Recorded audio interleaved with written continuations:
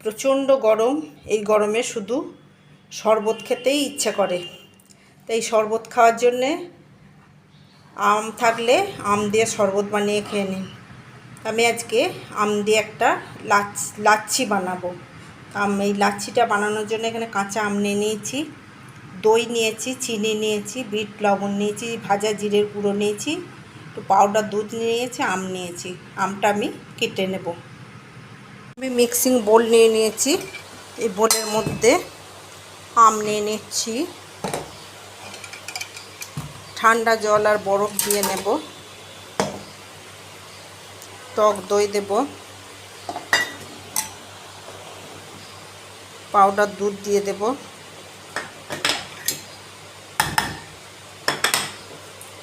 চিনি দেব,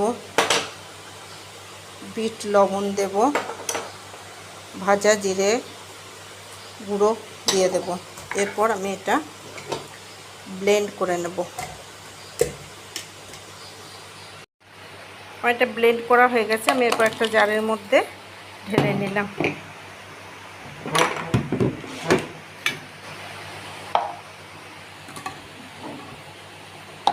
আমি এরপর এটা পরিবেশন করব।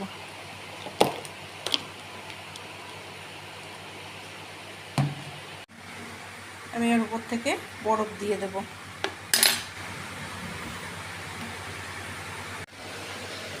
বন্ধুরা, কাঁচা আমের লাচ্ছি আমার রেডি হয়ে গেছে।